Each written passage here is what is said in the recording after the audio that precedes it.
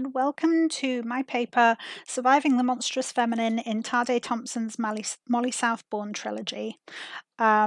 Just a couple of disclaimers before I get started. One of the books featured as part of this presentation hasn't yet been published. It's based on an ARC that I received from the publisher, and I am using the quoted material with the permission of the author and the publisher.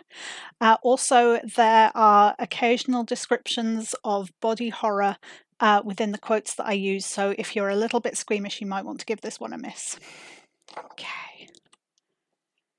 The Molly Southbourne Trilogy are a series of horror books displaying classic scenes of body horror and use of haunting and gothic tropes to convey not just a sense of unease in the reader, but a sense of disgust.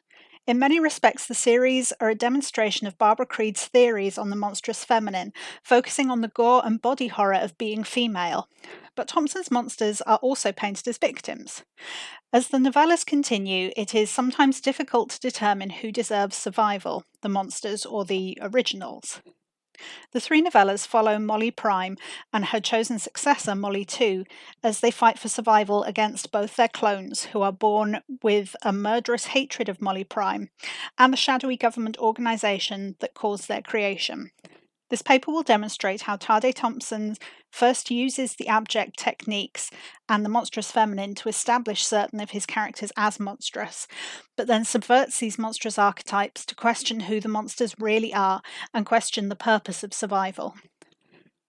In The Monstrous Feminine, Creed defines the abject, quote, "The abject threatens life. It must be radically excluded from the place of the living subject, propelled away from the body, and deposited on the other side of an imaginary border, which separates the self from that which threatens the self," end quote. In The Murders of Molly Southbourne, TADE Thompson's eponymous protagonist creates murderous clones of herself whenever she bleeds. Bodily fluids are particularly central to the idea of abjection, and blood in particular when considering abject women. Bleeding women bring the idea of menstruation and childbirth. When Molly Prime bleeds, she produces clones who are either born with or who later develop a desire to murder her. In this respect, what is produced is a second self that threatens Molly Prime's original self. Creed writes that, quote, "Images of blood are central to our culturally/socially constructed notions of the horrific. This applies particularly to menstruation and childbirth. The births of Molly Prime's clones often happen off-screen, but on one occasion Molly Prime purposely watches a Molly develop. Where she has left her blood on the floorboards of her bedroom, a pit appears, and in the pit, quote, a glistening mass has formed. A transparent membrane of sorts covers it, and deep within something flexes and relaxes," end quote. This is suggestive of a baby born in a cowl, but also of the birth scenes in the film Alien, which Creed herself frequently references in discussion of the abject. A short while later, Molly Prime, quote, sucks her finger, keeps her vigil, wondering if a Molly can form from the blood she swallows. That would kill her, a Molly bursting through her belly, end quote. Molly Prime's ability to produce clones, not through parthenogenesis, but with just her own blood, excludes the male from the reproductive cycle.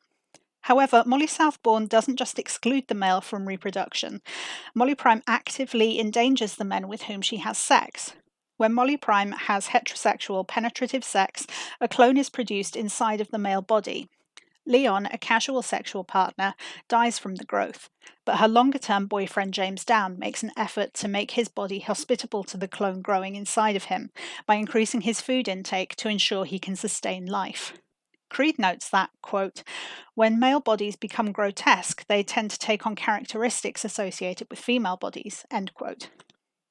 Perhaps the most grotesque moment in the series is the scene in which Molly 2 finds James Down just before the clone he has been bearing is born. Quote, all I can see of James is a distended belly, larger than the rest of him, about 6 feet in diameter, tight as a drum, reticulate with veins. This skin is as thin as a teenager's pimple. James twitches feebly at the side of this tumorous mass. His arms and legs are like twigs with crumpled skin, and his rib cage appears tiny, spread at the bottom to make way for the belly. He is naked, but his genitals are shrunken and soaked in a pool of piss and excrement. The skin on James's belly points and ruptures.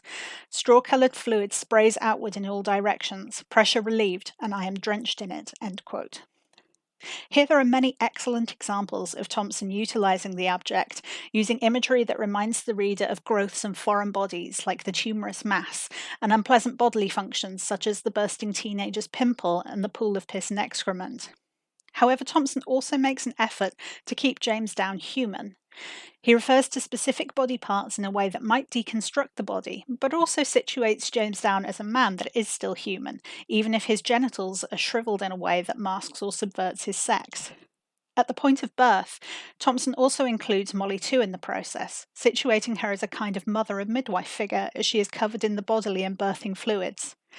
In terms of survival, the Mollys in this scene seem to have a greater aptitude to survive, as James Down dies in the process and isn't mentioned again for the rest of the novella.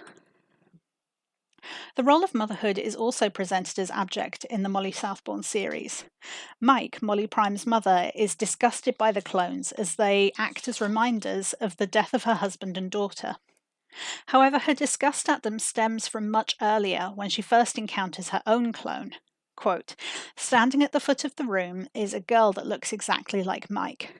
The girl has a fixed stare and breathes in and out like a toad. It looks grotesque, but Michaela cannot say on what level. She is like a twin after all." End quote. Using words like toad and grotesque, Mike expresses her natural but visceral reaction to her own clone, and one might suppose to any other clone she might encounter. Mike goes on to attack and kill the clone unprovoked. Here we begin to understand that it is the clones who are truly struggling to survive, as both Mike's initial clone and all of Molly Prime's clones have to contend with Mike's murderous instincts against them.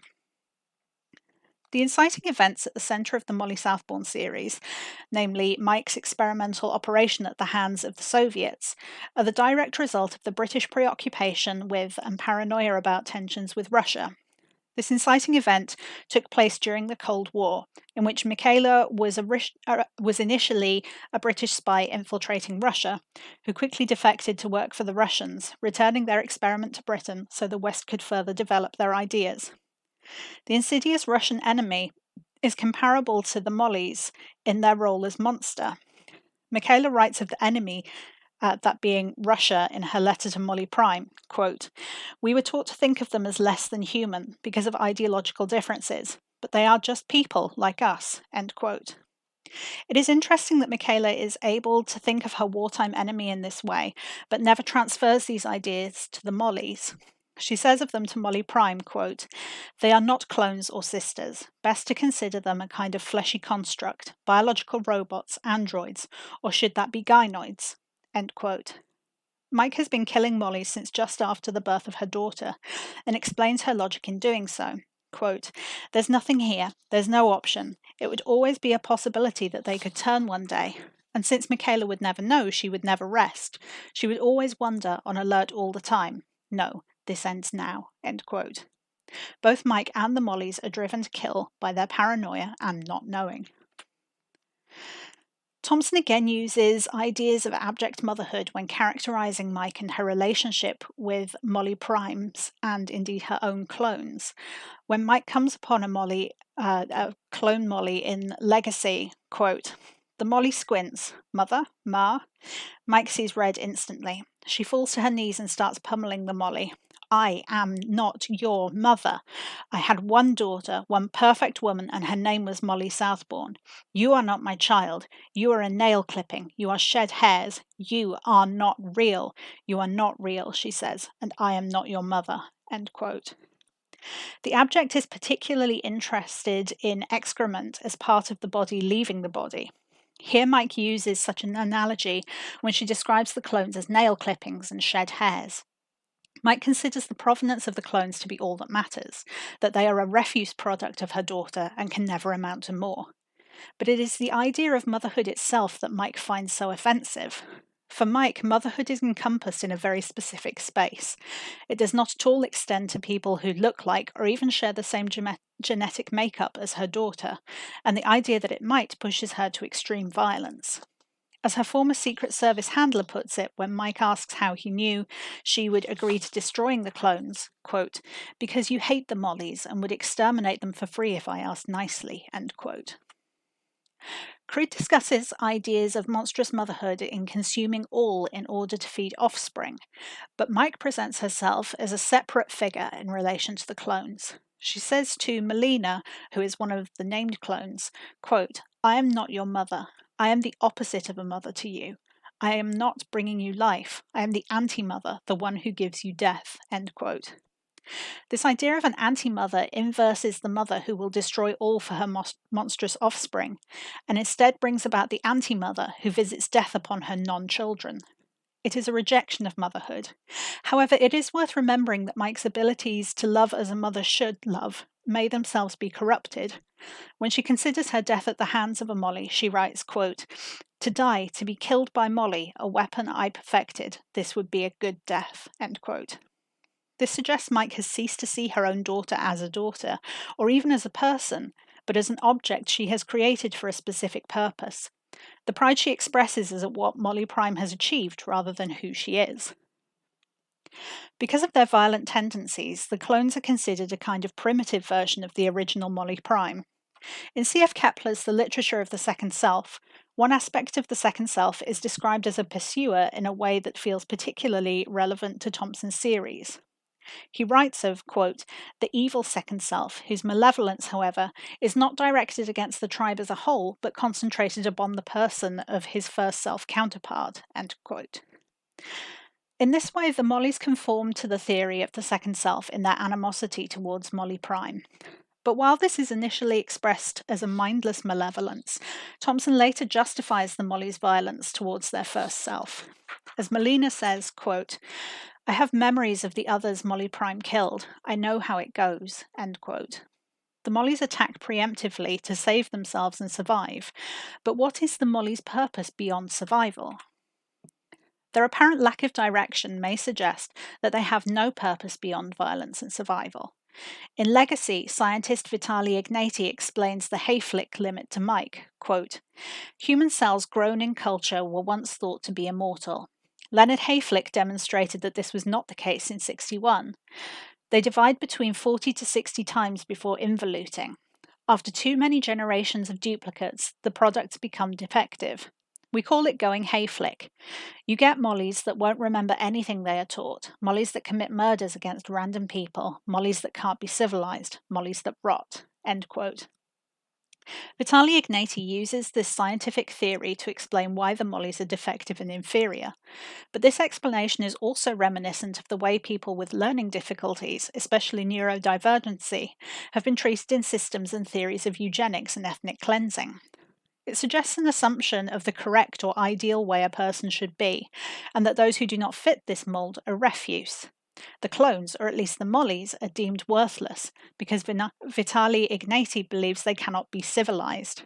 He does not consider that, when a race feels permanently under attack, there is nothing it can do but attempt to survive, however uncivilized that survival might seem. For much of the first two books, little effort is made by Molly Prime or Molly 2 to actually interact with the Mollies. Their personalities are based on assumptions and the testimony of Molly Prime's parents.